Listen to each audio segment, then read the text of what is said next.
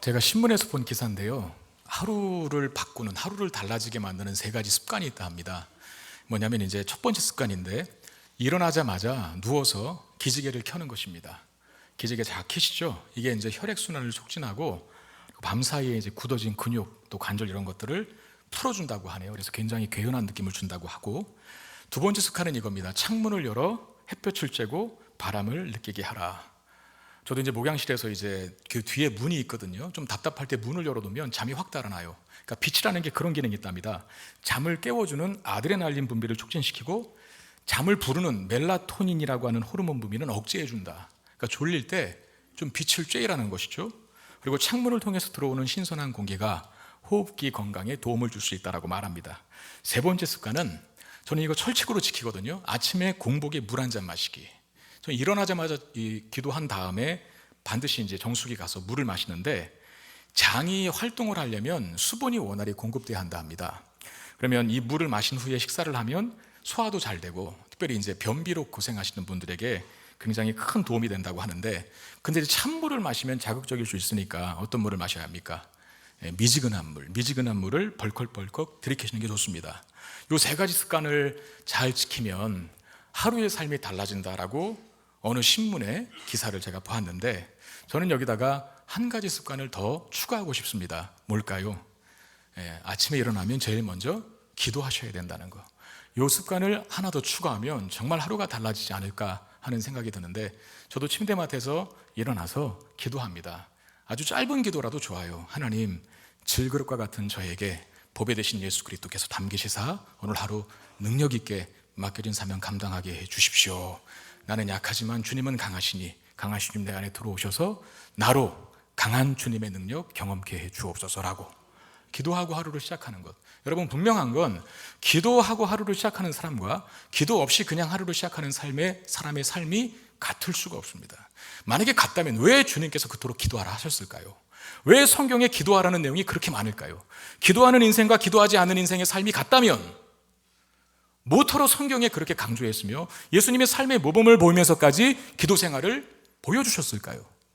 기도를 통해서 하루를 시작하면 그 삶이 달라지기 때문에 그런 말씀을 하시는 거고, 그런 모범을 보여주시는 것입니다. 예수님이 이제 당하실 고난이 임박했어요. 그 고난에 직면하시기 전에 예수님께서 하신 일은 기도하는 거였습니다. 자, 39절, 예수께서 나가사 습관을 따라 감람산에 가시매 제자들도 따라갔더니 라고 되어 있습니다. 자, 습관을 따라 감람산에 가셨다라고 기록을 하는데, 자, 예수님의 고난이 임박할 그 시점에 예수님이 마지막 행동, 기도하는 거였는데, 우리가 아는 건 이제 겟세마네 동산에서의 기도로 알고 있지 않습니까? 근데 오늘 본문에 예수님은 감람산으로 가셨다라고 하는데, 그 겟세마네 동산이 감람산 안에 있는 거기 때문에 그렇습니다. 감람산 자락에 겟세마네 동산이 있거든요. 기도하기 위해서 감람산으로 가셨는데, 여기서 중요한 것은 습관을 따라 가셨다라고 하는 말입니다. 자, 우리는 습관이라는 단어에 대해서 무의식적인 거부감을 갖고 있습니다. 특히 교회 다니는 분들이. 왜? 그리스도인들의 신앙생활에 있어서 습관적이 된다라고 하는 말은 굉장히 부정적으로 자주 사용되었기 때문에 그렇거든요. 대학 때 제가 채플 시간에 일어난 일인데, 동아리 연합회 헌신 예배를 드릴 때였습니다. 제가 신학교를 나왔으니까 다 믿는 사람들이고 전도사님들 아닙니까? 동아리 연합회 헌신 예배를 드리는데 학생들이 주관을 하는 거죠. 회장님이 설교를 하고 임원들이 기도하고 사회 보고 그건데, 보통은 사도신경을 먼저 하고 예배를 마칠 때 주기도문으로 예배를 마치잖아요. 그렇게 해왔고, 그런데 그 사회부를 보는 전도사님이, 학생 그 인도자가 다 같이 주기도문 하심으로 예배를 시작하겠습니다 그러는 거예요. 제가 신학교고, 또 이런 어떤 신학교 안에서 전도사님들은 약간 파격적이고 전통을 깨는 이런 일들을 많이 하시나 보다. 왜냐면 제가 교회적인 전통이 잘 없는 시점이었기 때문에 그럴 수 있나 보다, 그렇게 하는 건가 보다, 뭔가 센세이션한 게 있나 보다 생각하고 사회자의 인도에 따라 주기도문으로 기도를 시작했습니다. 다들 의아했지만 그렇게 한 거예요. 근데 설교가 끝나고 나서 이제 예배를 마칠 때에는 주기도문으로 예배를 시작했으니까 뭘로 마쳐야 되죠? 사도신경으로 예배를 마쳐야 되는데 또다시 주기도문으로 예배를 마치겠습니다 하시는 거예요. 나중에 제가 아는 분이라 물어봤어요. 왜 그렇게 하셨냐? 왜 똑같이 두 번 다 주기도문으로, 시작할 때 주기도문 할 수 있다 그럼 사도신경으로 마쳐야 되는 건 아니냐? 그랬더니 그분이 내가 사도신경으로 하지 않았냐고, 그렇게 이제 저한테 오히려 반문을 할 때, 야, 얼마나 사람이 긴장을 했으면 자기가 주기도문을 하는지 사도신경을 하는지도 모르고 앉아있구나라고 하는 안타까운 마음도 들었지만, 한편으로는 우리가 많이 그런가 보다. 형식적으로 한다는 거죠. 습관적으로. 우리도 지금 금방 사도신경 선포했잖아요. 고백했잖아요. 그 신앙 고백이라 그럽니다. 기도가 아니에요. 하나님 앞에 나의 신앙을 고백함으로 내가 지금 여기 왜 앉아 있는지, 하나님이 누구시고 나는 누구인지를 알아 높으신 하나님 앞에 경배하고 예배하는 차원에서 사도신경으로 내 신앙 고백을 하나님 앞에 드리고, 내가 지금 여기 앉아 예배 드리는 이유를 확인하는 거거든. 나 자신에게, 그리고 서로에게 확인시켜 주는 거거든요. 근데 우리는 그 중요한 고백을 습관적으로 할 때가 많다는 겁니다. 하나하나 한 소절 한 소절의 의미와 마음을 담기보다 그냥 의례적으로 하는 예배한 종교적인 형식이지, 순서지 라고 넘어갈 때가 많다는 거죠. 이런 게 잘못된 거죠. 그래서 교회 안에서 습관이 된다, 습관적이 된다라고 하는 말은 그렇게 좋은 어감은 아닙니다. 그런데 신앙생활에 있어서 습관화가 되었다는 것이 꼭 부정적인 결과만을 이야기하는 건 아닙니다. 물론 그 의미와 본질을 잃은 상태에서 중얼중얼대는 것에 대해서는 우리가 배격하고 경계해야겠지만, 그러나 그 의미와 본질을 잃지 않는 상태에서 추구되는 신앙 습관, 이건 우리의 신앙을 굉장히 성장시키고 또 성숙시키고 우리의 신앙의 진보에 상당히 긍정적인 영향을 줄 수 있다는 겁니다. 다니엘서 6장 10절에 보니까 다니엘이 조서에 왕의 도장이 찍힌 것을 알고도 자기 집에 돌아가서는 윗방에 올라가 예루살렘으로 향한 창문을 열고, 자 보세요, 전에 하던 대로 하루 3번씩 무릎 꿇고 기도하며 그의 하나님께 감사하였더라. 자, 전에 하던 대로, 이 말이 오늘 본문에 예수님께서 습관을 따라 감람산에 가셨다라고 하는 말과 같은 뜻이에요.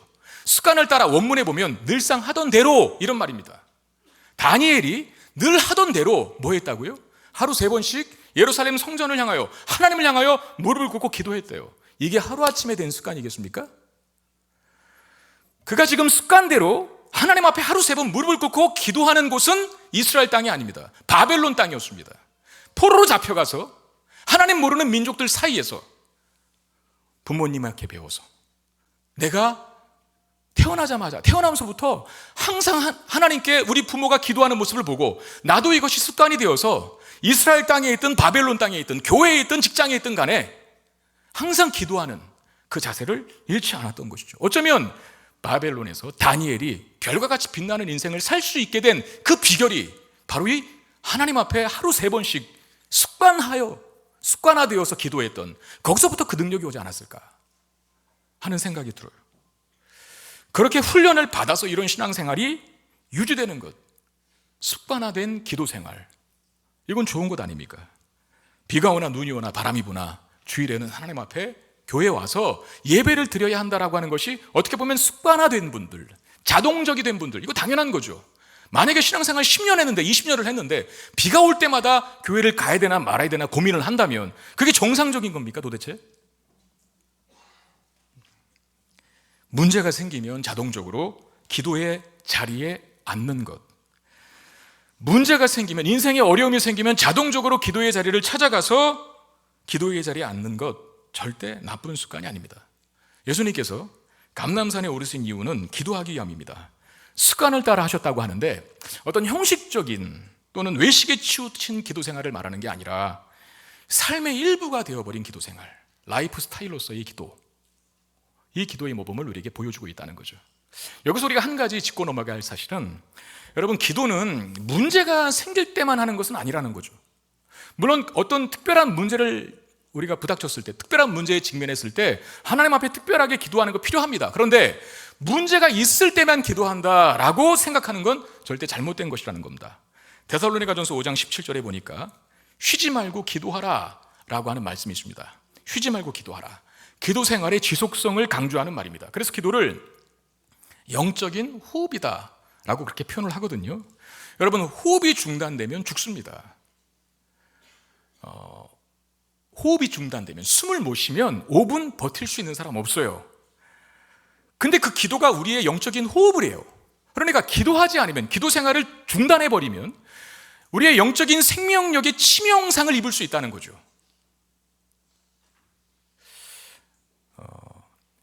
혹시 나의 영적 상태가 지금 만약에 약간 몽롱한 상태라고 한다면, 내가 정신 못 차리고 신앙생활 하는 것 같다면, 어떤 영적인 무기력증에 빠져서 예배의 자리는 있지만 또 기도의 자리는 있지만 말씀의 자리에 있지만 뭔가 이렇게 그냥 몽롱한 상태에서 신앙생활하는 느낌을 갖고 있는 분들이 있다면 제가 진단하겠습니다. 어쩌면 기도 생활에 문제가 있기 때문일 가능성, 이게 가장 높습니다. 왜? 기도를 중단하면 안 되거든요. 항상 기도하고 쉬지 말고 기도하라 했으니까. 어쩌면 기도는 우리의 호흡과 같다고 했는데 그 호흡이 중단되면, 숨을 못 쉬면 몽롱해지듯이 우리 영적 상태도 기도하지 않으면 몽롱해질 수 있다는 거예요. 그래서 기도를 깨어있는 것과 같은 의미로 예수님 자주 사용하셨잖아요. 항상 깨어있어라. 그 깨어있어라고 하는 말이 뭡니까? 기도를 중단하지 말라, 이런 뜻이죠. 특별히 누가복음, 우리가 본문을 보고 있는 이 누가복음서에는 다른 복음서보다 예수님께서 기도하셨다라고 하는 내용이 자주 언급되는데, 특별히 우리가 살펴봤었지만 예수님이 분주할 때마다 기도하셨어요. 그러니까 우리는 바쁘면 기도를 안 하거든요. 분주할 때는 기도 시간을 줄이게 되는데 예수님은 하루에 엄청난 그 사역의 분량과 일과 속에서도 밤늦게 끝나도 항상 기도하러 산에 올라가셨고, 그리고 새벽 미명에 일어나셔 기도하시고 또 하루를 시작하시는 이런 모습을 보여주셨죠. 그리고 어떤 중요한 사안을 결정할 때도, 중요한 사안을 앞에 놓고 있을 때도 예수님이 기도로 시작하셨다는 겁니다. 대표적인 예가 12제자 세울 때, 성경에 보세요. 12제자 세우기 전에 기도하고 시작하시거든요. 그러니까 누가복음은 특별히 예수님께서 기도하셨다라고 하는 내용을 많이 자주 기록을 하는데, 예수님의 이런 모습을 누가가 의도적으로 우리에게 가르쳐주는 이유는 무엇 때문입니까? 기도는 해도 되고 안 해도 되는 선택사항의 문제가 아니라는 겁니다. 우리가 반드시 따라야 할 아주 중요한 모범, 그것이 바로 기도 생활이라는 걸 가르쳐주고 있는 겁니다. 오늘 이 말씀을 듣고 여러분 부탁드리겠습니다. 우리 각자의 기도 생활을 꼭 점검하실 수 있게 되기를 바랍니다. 이 말씀을 듣고 나의 기도 생활에 대해서 한 번도 점검해보지 않고 가신다면 오늘 말씀 정말 그냥 흘려들은 거예요. 오늘 말씀 들으셨다면 나의 기도 생활을 한번 점검해 보시는 거. 그래서 영적인 몽롱함을 벗어나고 깨어있는 신앙생활 할 수 있는 저 여러분 되시기를 주의 이름으로 축원드립니다. 오늘 본문에서는 예수님께서 고난을 앞에 두시고서 기도하세요. 자, 43절 보십시오. 천사가 하늘로부터 예수께 나타나 힘을 더하더라 그랬어요. 천사가 하늘로부터 예수께 나타나 힘을 더했다. 이걸 원문에 근거하여 더 정확하게 번역하면 하나님께서 기도하는 예수님께 힘을 더했다, 즉 강력하게 만들었다, 이런 뜻이거든요. 자, 하나님이신 분인 예수님이 십자가 고난을 당하는 거 결코 쉬운 일은 아니죠. 쉽지 않은 일이 이제 앞으로 예수님께 오게 될 거예요. 예수님이 겪게 될 겁니다. 그 쉽지 않은 고난을 앞에 두고 예수님께서 기도하셨을 때 성부 하나님이 어떻게 응답해 주시냐면 예수님을 강하게 만드는 것으로 응답해 주신다는 거죠. 자, 여기서 우리가 한 가지 또 알게 되는 사실은 뭡니까? 우리가 어떤 문제를 놓고 기도할 때 그 문제를 해결해 주시고 그 문제를 피하기도 하시지만 더 많은 경우에 있어서는 그 문제를 극복할 힘과 능력과 지혜를 우리에게 주신다는 거예요. 하나님, 제 앞에 지금 홍해가 놓였는데 이 홍해 좀 어떻게 해주세요, 갈라주세요, 마른 땅으로 걷게 해주세요 라고 기도할 수 있지만 때로 하나님은 홍해를 그냥 두실 수 있다는 거죠. 대신 우리에게 날개를 달아 날아서 그 홍해를 건널 수 있도록 만들어 주시는 응답으로도 우리에게도 응답하실 수 있는 분이라는 겁니다. 자, 우리 교회는 말씀을 되게 강조하거든요. 자, 이번 주일부터 양육 과정이 시작이 되는데 저는 성문교회에 속한 성도님들이 우리 교회에서 신앙생활 하는 동안에 말씀이 주는 능력과 힘이 뭔지를 좀 체험할 수 있게 되기를 바랍니다. 어떤 사람들은 말씀으로 산도 넘고 강도 건너고 수많은 대적들도 이겼다고 하는데 그게 도대체 무슨 의미인지 제발 알았으면 좋겠어요. 경험해 봤으면. 그리고 어떤 사람들은 말씀이 꿀송이처럼 달다고 하는데 그게 무슨 말인지, 무슨 말씀이 왜 꿀송이처럼 달까? 말씀을 특히 강조하는 성문교회에서 신앙생활 하시는 동안에 말씀이 주는 능력과 힘이 뭔지, 그리고 말씀을 왜 달다고 말하는지 그 의미를 좀 알게 되는 그런 체험적인 은혜가 있게 되기를 주의 이름으로 축원드립니다. 말씀 붙들고 산도 넘고 강도 건너고 모든 장애물을 이길 힘을 얻게 되기를 바랍니다. 그런데 한 가지 더, 말씀만 가지고는 안 됩니다. 고려신학대학원 교수 길성남 교수가 어느 책에 이런 말을 했어요. 보십시오. 기도가 없이는 영적 싸움에 필요한 하나님의 능력을 힘입을 수 없다. 아무리 좋은 갑옷과 무기로 무장을 한다 하더라도 기도가 없는 성도는 무력하여 악한 영들을 대적할 수 없다 그랬어요. 100% 공감하고 동의합니다. 이런 거죠. 어떤 운동선수가 아주 비싼 장비들을, 그 운동에 필요한 모든 장비들을 다 갖췄어. 그런데 웨이트 트레이닝이 안 돼서 힘이 없는 거예요. 애들 할 수 있겠습니까? 아무리 비싼 장비와 최신의 장비들을 다 장착했어도 힘이 없으면 자신 안에 그 비싼 장비가 무슨 의미가 있냐 말이죠.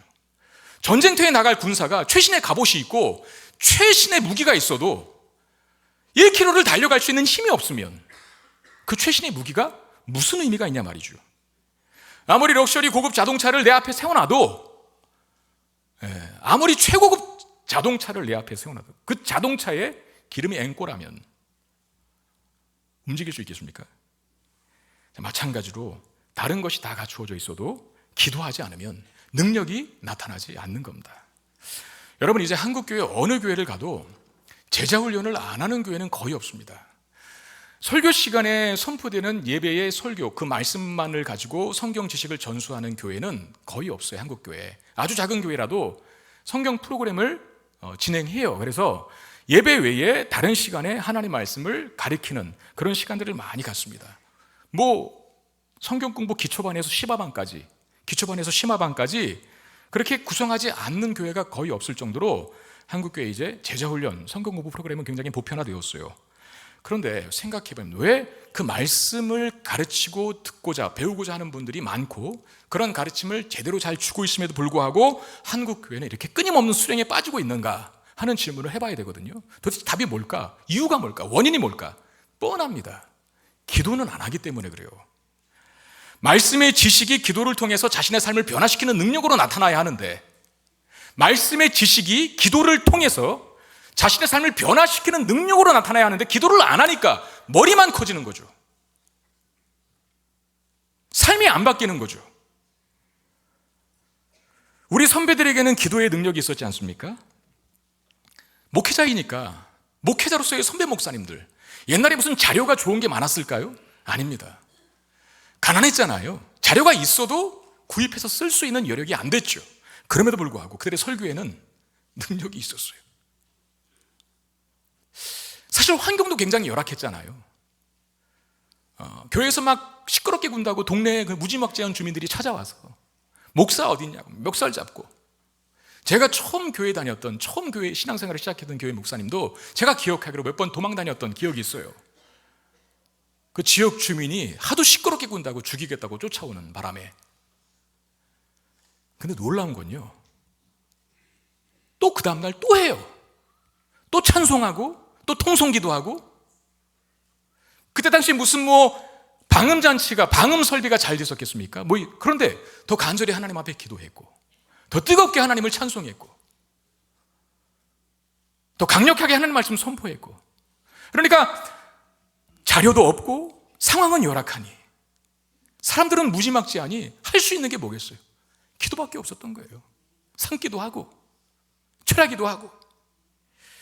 그러니까 더 절박하고 간절하게 부르짖으니까 그야말로 신앙의 야성을 갖게 되었다는 겁니다. 한마디를 해도 힘이 있었고 위협 앞에 절대 주눅들지 않았다는 겁니다. 교회는 놀랍게도 계속 성장했죠. 옛날 성도들도 마찬가지입니다. 남편이 교회 가지 말라고 죽이겠다고 하면 더 갔어요. 그렇잖아요. 자녀들도 마찬가지. 집에서 밥 굶고 쫓겨나는 상황이 온다 해도 신앙 지키는 일에 올인했었어요. 어지간한 문제에 넘어지지 않았습니다. 저는 그 원인이 하나 있다고 생각해요. 강력한 기도. 요즘 성도들은 어떻습니까? 금방 넘어집니다. 사소한 일에도 시험에 들고 자그마한 어려움 앞에 자율맥을 못 춥니다. 피곤해서 못 나와, 연휴라서 못 나와, 더워서 못 나와, 추워서 못 나와, 누구 꼴 보기 싫어서 못 나와, 누가 이래서 누가 저래서 못 나와 하는 일, 이게 많이 약해져 있다는 증거죠. 왜 약해졌을까요? 과거의 신앙의 선배들에 비해서. 분명한 차이 하나는 기도에 있다는 겁니다. 여러분, 기도는 세상의 모든 어려움을 이길 수 있는 힘을 제공하는 통로가 됩니다. 내가 질병에 걸렸는데도 불구하고 감사할 수 있는 고백이 어떻게 나올까요?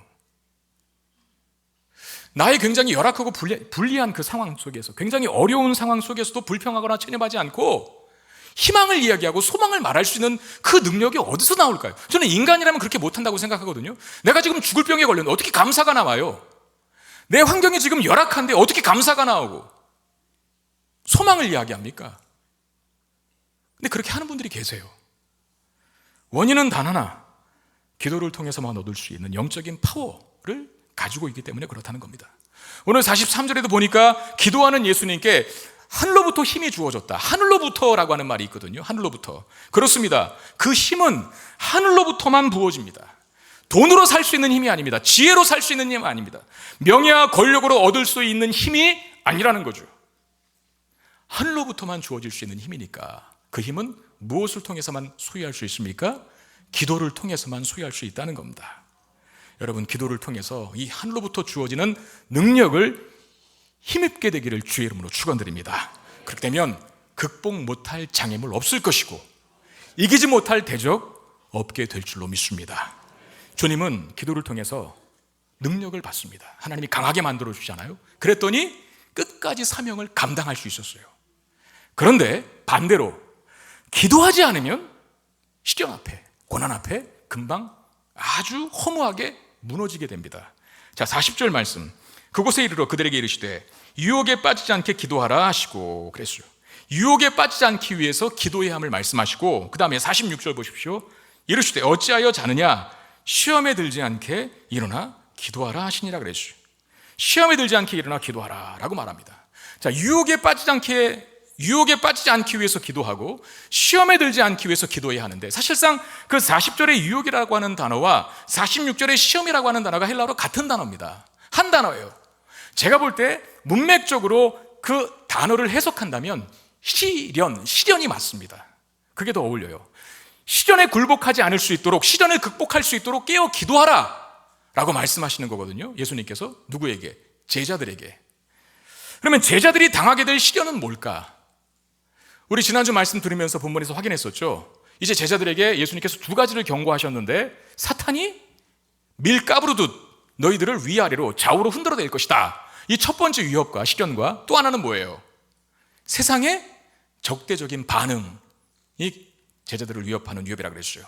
이전까지는 전도여행 가면 세상이 잘 영접해주고 사람들이 환영해줬지만, 예수님이 고난에 임박할 시점에는 이제 세상이 너희들을 향해 적대적으로 반응하게 될 것이다. 이 두 가지 시련, 사탄이 흔들어대는 것과 세상의 적대적인 반응, 이 시련이 이제 제자들 앞에 놓이게 됩니다. 자, 제자들이 이 시련을 이기는지 못 이기는지는 무엇으로 판가름 날까요? 그들이 기도를 통해서 힘을 얻는가, 위로부터 주어지는, 하늘로부터 오는 그 힘과 능력을 얻는가 못 얻는가에 달려있는 거죠. 그러면 제자들이 반드시 기도를 해야 되는 거거든요. 왜? 위로부터 주어지는 힘은 기도를 통해서만 얻기 때문에. 그러면 제자들은 기도를 할까요? 안 할까요? 자, 45절. 기도 후에 일어나 제자들에게 가서 슬픔으로 인하여 잠든 것을 보셨다라고 말합니다. 했어요, 안 했어요? 안 합니다. 자, 여기 슬픔으로 인하여 잠든 것을 보셨다 그랬는데, 도대체 무슨 슬픔에 잠겼길래 잠까지 들었을까? 그 슬픔이 사실은 심적인 괴로움을 뜻하는 단어거든요. 이제 제자들이 서서히 감지하기 시작했어요. 아, 예수님이 고난 받으시겠다, 예수님이 십자가 죽으시나 보다 라고 하는 생각을 하게 되기 시작했어요. 그리고 예수님께서 말씀하신 제자들에게 했던 두 가지 경고, 사탄이 흔들어댄다, 세상이 너희들에게 적대적으로 반응할 것이다 라는 것들을 점점 감지하기 시작하니까 마음이 무거워졌어요. 그 마음의 번민, 그 고민을 슬픔이라고 말한 거예요. 자, 그러면 그런 시련과 마음이 무거워지는 환경에 접할 때 뭘 해야 합니까?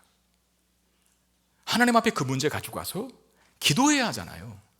그런데 제자들은 그 괴로운 마음을 가지고 뭐 했습니까? 잤어요. 자, 지금 옆에 분 졸고 계신 분들을 깨워주시기를 부탁드리겠습니다. 졸면 안 돼요. 제가 운전병 출신이거든요. 훈련 받을 때 항상 구호로 외쳤던 게 있어요. 졸면 죽는다, 졸면 죽는다. 그러고 뛰어다녔어요. 졸면 안 돼요. 지금 깨우세요. 제자들이 그 문제를 갖고 그 슬픔을 갖고 하나님 앞에 나가 기도했어야 되는데 잠이 들어버립니다. 우리 성도님들에게도 두 가지 반응이 있어요.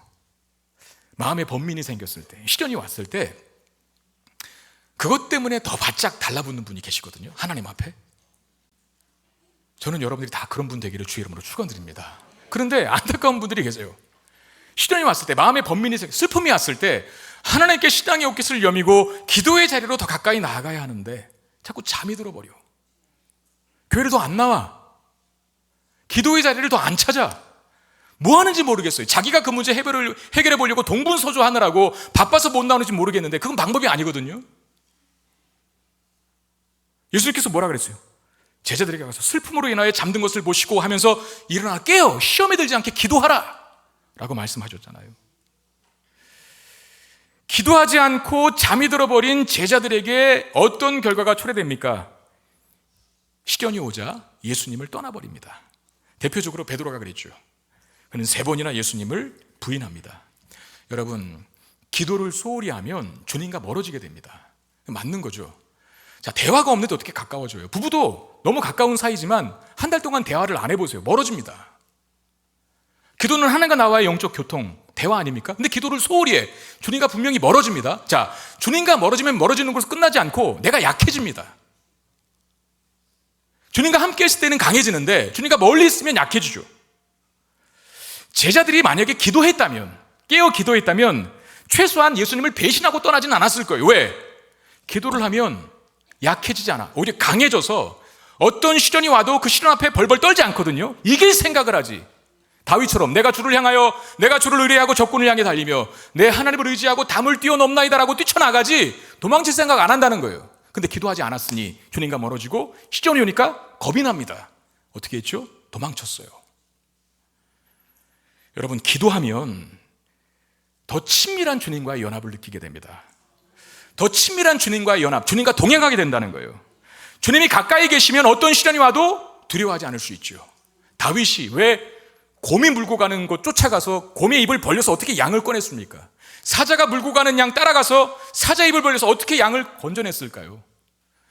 심지어 사울왕도 벌벌 떨고 있는 골리앗의 장수, 블레셋 장수 그 골리앗 앞에 이스라엘의 모든 군대가 벌벌 떨고 있는데 혼자 나가서 왜 겁을 내냐고. 만군의 여호와 이름을 모욕하는 그 골리앗 앞에 내가 가서 저들을 처단하겠다고, 나를 보내달라고. 그런 용기와 그런 배짱이 어디서 나왔냐 말이죠. 다윗은 기도했던 사람입니다. 하나님을 늘 가까이 대했던 사람입니다. 하나님을 늘 가까이 대하니 하나님과 친밀해지고, 하나님과 친밀하니 어떤 시련이 와도 굴복하지 않는 용기가 생기게 된 겁니다. 한국교회에 복음주의 4인방이라고 하는 목사님들 4분이 계세요. 제가 이분을 이름을 치니까 일반 그 사전에도 이분들을 그렇게 묘사를 했더라고요. 복음주의 4인방이라고 위키백과 사전에도. 누구냐면 오카는 목사님, 사랑의 교회를 개척하신, 그 다음에 하용조 목사님, 통합지기죠, 온누리교회를 개척하신, 그 다음에 3번째가 이동원 목사님이래요. 저 지구촌교회, 지금 은퇴하셨죠. 그리고 홍정길 목사님이랍니다. 남서울교회인가 남서은혜교회를 개척하셨던 분. 이 4분이 복음주의 4인방이라고 그렇게 얘기를 하는데 왜 그런 별명이 붙여졌냐 하면 제가 볼 때 그래요. 그 시대에 참 말씀으로 승부하기가 어려운 시대였는데 하나님의 말씀을 잘 전해서 교회를 성장시킨 그런 선도적인 역할을 했던 분이 이 4분이라고 저는 생각하거든요. 그래서 복음주의 4인방이라는 별명이 붙여지지 않았나 생각을 하는데, 물론 지금 오카는 목사님하고 하영주 목사님 돌아가셨습니다. 아마 이동원 목사님하고 홍정일 목사님만 살아계신 걸로 알고, 생존해 계신 걸로 알고 있는데 참 훌륭하신 분들이죠. 그 중에 하영조 목사님, 제가 이 누가복음 22장 이 본문 말씀을 설교하다가 하영조 목사님의 설교를 우연히 들었거든요. 이 똑같은 본문을 가지고 그때 목사님이 설교 중에 이런 말씀을 했어요. 생각을 많이 하면 사람이 보이고 기도를 많이 하면 하나님이 보인다. 다시 한번 해드릴까요? 생각을 많이 하면 사람이 보이고 기도를 많이 하면 하나님이 보인다. 또 한 말씀 하셨어요. 생각을 하면 사람이 일하지만 기도를 하면 하나님이 일하신다. 참 부럽더라고요. 저런 영적 내공이 어디서 나와? 나도 저런 말 하고 싶은데. 근데 안 돼. 그런 말이 안 나와요. 제 안에는 아직. 여러분 기도해 주세요. 저도 복음주의 5인방에 속할 수 있도록. 이 참, 기도하지 않으면 이런 말 못 합니다. 솔직히 말해서. 진짜 멋있는 말이에요. 생각을 많이 하면 사람 보여, 기도를 많이 하면 하나님이 보인다. 그분이 기도 생활을 했기 때문에 그런 거거든요. 이 말이 그냥 나올 수가 없어요. 제가 볼 때 뭐 이론으로 알아서 나오는 말이 아닙니다. 생각을 하면 사람이 일하지만 기도를 하면 하나님이 일하신다. 여러분, 기도하신 주님, 시련을 앞에 두고 고난을 앞에 두고 기도하신 예수님은 사명을 끝까지 감당하시고 승리하셨지만 기도하지 않은 제자들은 실패했다는 사실을 기억하십시오. 시련 앞에 기도의 내공을 다져서 그 어떤 시련도 두려워 벌벌 떨거나 도망치지 않고 오히려 극복하고 정복하여 승리할 수 있는 저와 여러분 되시기를 주의 이름으로 축원드립니다. 아멘. 그렇다면 예수님 무슨 기도를 드리실까? 자, 마지막입니다. 42절 보십시오. 이르시되 아버지여, 만일 아버지의 뜻이거든 이 잔을 내게서 옮기시옵소서. 그러나 내 원대로 마옵소고 아버지의 원대로 되기를 원하나이다. 자, 이 잔을 내게서 옮겨주십시오라고 첫 번째 기도하는데 예수님의 바람이죠. 성부 하나님께 자신의 바람을 아뢰신 거예요. 그게 뭐냐면 하나님, 아버지, 십자가가 아니라 다른 방법이 있다면 나 그 방법 하고 싶습니다. 허락해 주세요라고 기도하신 거예요. 인류를 구원하기 위해서 십자가가 아닌 다른 길이 있다면 그 길 허락해 주십시오라고 하면서 예수님께서 성부 하나님께 자기의 개인적인 바람을 아뢰입니다. 자, 우리도 어떤 기도를 할 때 우리의 바람과 소원을 하나님께 아뢰는 기도할 수 있어요. 예를 들어서 우리 아들이 어느 대학 붙고 싶습니다. 우리 아들이 어느 대학, 우리 딸이 어느 대학 꼭 붙게 해주세요라고 기도할 수 있는 거죠. 우리 남편이 이번에 승진하기를 원합니다라고 기도할 수 있는 거죠. 우리 자녀가 이번에 어디 입사 지원서를 냈는데 꼭 취직하게 되기를 원합니다라고 자신의 바람과 소원을 하나님께 아뢰는 기도할 수 있지 않습니까? 그런데 우리는 자주종종 우리가 바라고 원하는 대로 기도응답이 안 될 때가 있다는 사실을 더 많이 경험하죠. 하나님 왜 그렇게 하실까? 기도를 하라고 해놓고 내가 내 바람과 소원을 하나님께 아뢰는데 내가 바라고 원하는 대로 기도응답이 안 올 때가 있어요. 왜 그렇게 하실까? 자, 예수님 기도 속에서 처음에는 예수님께서 자신의 바람을 아뢰시거든요. 할 수만 있다면 이 잔을 옮겨주시기를 원합니다. 그건 예수님의 바람이죠. 성부 하나님을 향한. 그런 후에 이제 이런 기도를 덧붙이십니다. 내 바람대로가 아니라 궁극적으로는 아버지 하나님 당신의 뜻대로 되기를 원합니다 라고 기도하세요. 자, 내 바람을 이야기하셨긴 했지만 결국은 하나님의 뜻에 자신을 맡기셨어요. 자, 하나님의 뜻에 맡길 수 있는 이유는 뭘까? 성부 하나님이 가장 좋은 것으로 응답해 주실 것이라고 하는 믿음과 확신이 있었기 때문에 하나님께 맡기는 기도가 가능한 겁니다. 나의 원대로 마옵시고 아버지의 원대로 되기를 원합니다 라고 기도할 수 있었던 이유가 그것 때문이라는 거죠.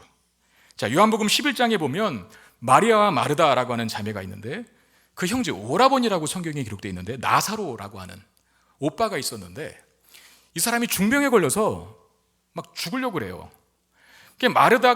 마리아와 마르다가 예수님을 잘 알고 예수님도 그 가정을 사랑하는 가정이니까 빨리 전가를 보내서 예수님 오셔서 좀 살려달라고 부탁을 합니다. 편지를 써서 하인을 보내서.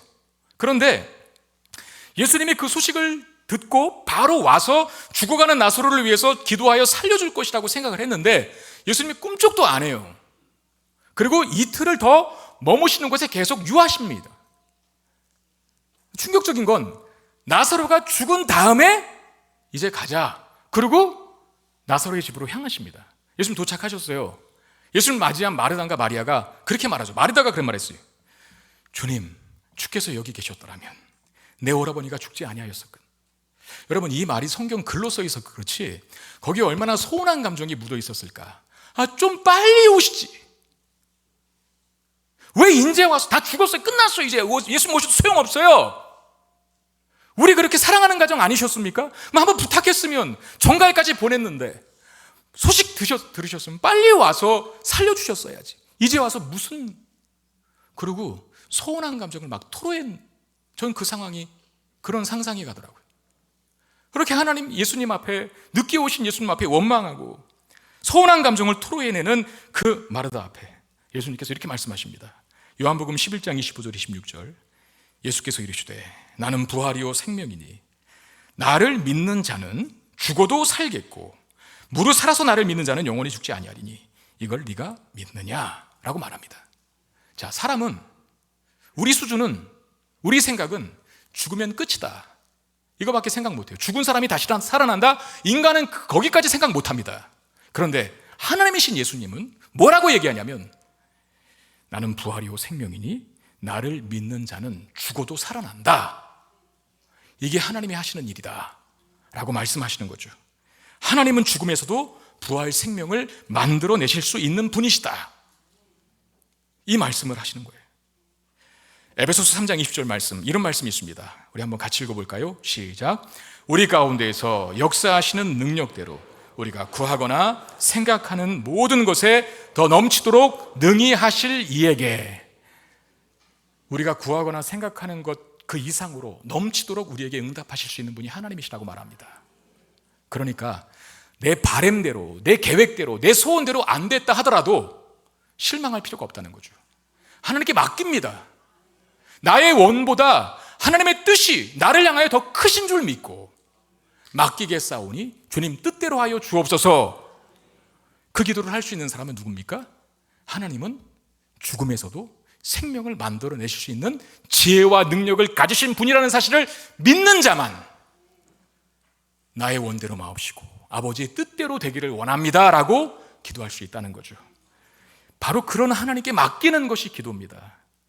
그래서 기도할 때에는 기도한 다음에 상황과 현실이 바뀌지 않았어도 마음에 평안이 임하게 되는 거예요. 왜? 하나님이 가장 좋게, 아름답게, 선하게 응답해 주실 것을 기대하니까 마음에 평안이 임해요. 두 분의 개척교회 목사님이 계셨는데 6개월 동안 토요일마다 같은 기도원에 올라갔다고 합니다. 한 분은 오자마자 기도원 골방에 들어가서 그냥 무사태평으로 쿨쿨 잠만 주무셨고, 환한 얼굴로 토요일 저녁에 내려가셨답니다. 또 한 분은 밤새도록 주야하면서 부르짖다가 다음날 목이 쉬어서 내려가서 주의를 간신히 지키셨답니다. 그렇게 6개월쯤 되었을 때 이상한 결과가 나타났는데, 우리는 밤새도록 기도한 분의 교회가 부흥할 거라고 생각을 하는데 오히려 쿨쿨 잠만 자고 내려가신 목사님의 교회가 부흥되기 시작했고, 철야 기도하는 목사님 교회는 성장하지를 않았답니다. 뭔 이유 때문일까? 한 목사님은 주여 믿습니다, 맡깁니다, 뜻대로 하옵소서라고 하니까 마음에 평안이 생기고, 평안이 생기니 잠을 잘 자죠.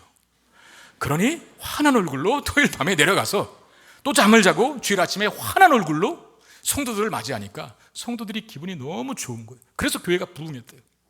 그런데 밤새 철야 기도를 하시고 주일 새벽에 내려가신 분은 목소리도 쉬었지, 얼굴도 초췌하지, 늘 얼굴에 그늘이 있으니까 성도들이 은혜가 덕이 안 돼서 교회가 부흥하지 못했다는 이런 일화가 있습니다. 뭘 강조하는 표현일까요? 하나님께 맡길 때, 나의 원대로 마옵시고 아버지의 뜻대로 되기를 원합니다 라고 맡기는 기도를 제대로 했을 때 우리의 마음속에 평안이 임한다는 거죠.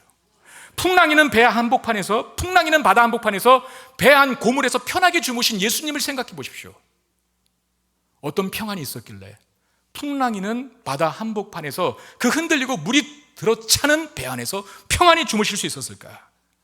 여러분, 기도를 통해서 하나님께 맡긴 사람은 평안을 선물로 받는 줄 믿습니다.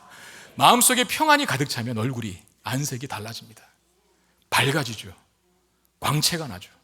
저 어떻습니까? 네? 한번 옆 사람 보세요. 이제 저는 안색을 보려고 합니다. 저분이 피곤해서 그렇구나 이렇게 생각 안 할 겁니다. 이제부터 기도를 안 해서 그렇구나 이렇게 생각할 테니까 알아서 처신하십시오. 저는 어떻습니까?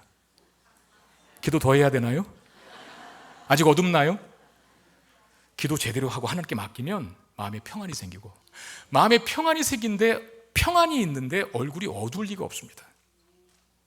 밝은 모습을 하게 되겠죠. 왜? 하나님은 우리가 구하는 것 이상의 가장 최고의 것으로 응답하신다는 믿음 때문에 평안을 얻고 얼굴이 환하게 바뀌는 이런 복 누리는 겁니다. 기도하는 우리가 되셔서 그 기도가 주는 능력과 기도의 특권과 기도의 은혜를 누리며 신앙생활 하게 되기를 주님의 이름으로 축원드립니다. 말씀을 기억하며 찬양합시다. 나의 기도하는 것보다 더 풍성하게 그리고 놀랍게 응답하실 하나님을 찬양합시다.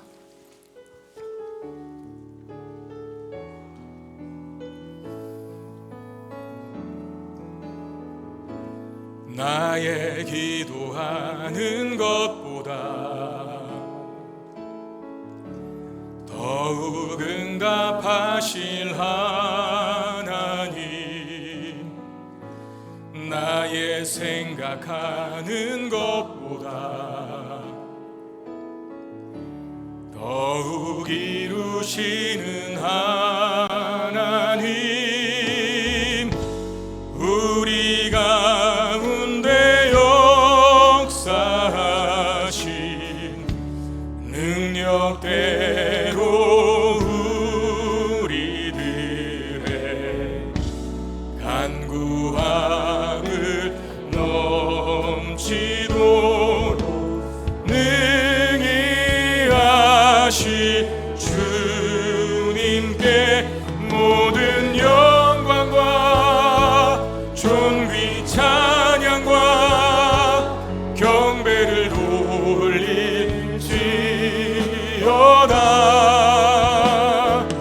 모든 영광과 존귀 찬양과 경배를 돌릴지.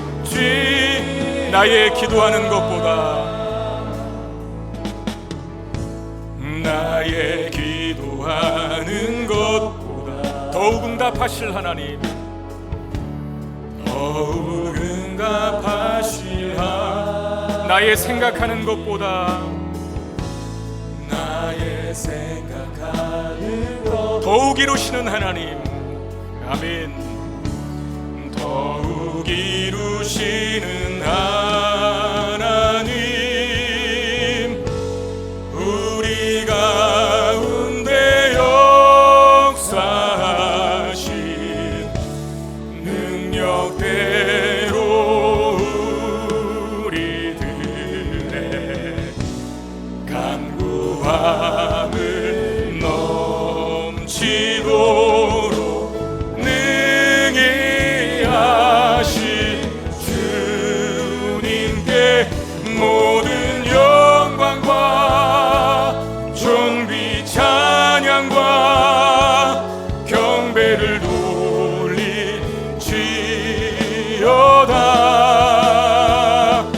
모든 영광과 존귀 찬양과 경배를 돌릴지. 우리 가운데 역사하신, 아멘, 우리 가운데 역사하신 능력대로 우리들의 간구함을 넘치도록 능히 하신 모든 영광과 모든 영광과 존귀 찬양과 경배를 돌릴지어다.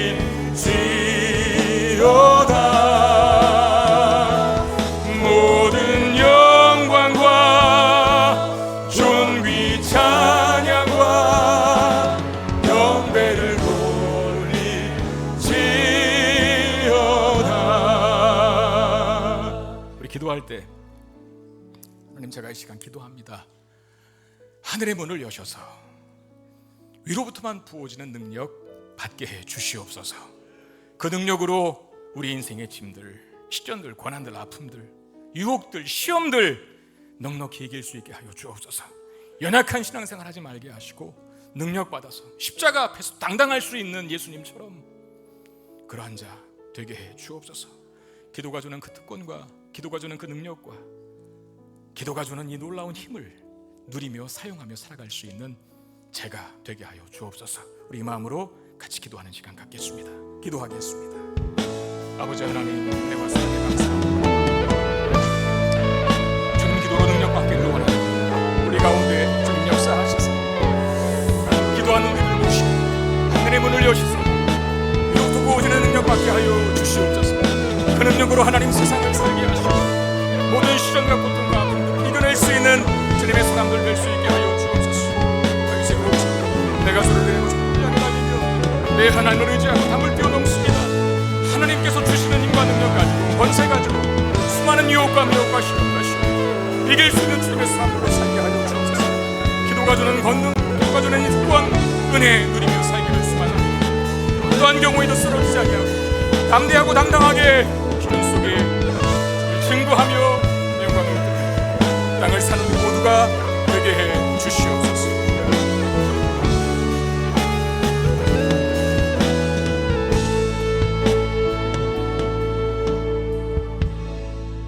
하나님, 귀한 말씀 주셔서 감사합니다. 기도할 때마다 위로부터 부어지는 능력을 공급받는 우리가 되게 해 주시옵소서. 그리스도인으로 살아가는 삶에 또 인생을 살아가는 우리의 모습 속에 많은 시련과 유혹과 미혹 그리고 고난이 있는데 두려워하거나 떨거나 좌절하거나 넘어지는 인생들이 아니라 그 모든 시련과 고난을 뛰어넘을 수 있는, 극복할 수 있는, 이길 수 있는 능력을 허락해 주시옵소서. 다윗이 고백한 것처럼 내가 주를 의뢰하고 적군을 향해 달려가며 내 하나님을 의지하고 담을 뛰어넘습니다. 우리의 고백 되게 해 주시옵소서. 기도하는 자에게 이런 능력 주시겠다 약속하셨사오니 기도의 능력과 기도의 특권을 누리며 살아가는 우리 모두가 되게 해 주시옵소서. 귀한 예물을 하나님 앞에 올려드립니다. 주님께 마음과 신앙 고백을 담아드렸사오니 하나님 나라와 영광을 위해서 아름답게 사용되게 하시고 한 주간을 사랑하는 우리 성도들의 삶의 모든 필요를 우리 하나님께서 풍성하게 채워 주시옵소서. 우리 주 예수 그리스도 이름으로 간절히 축복하며 기도하옵나이다. 아멘.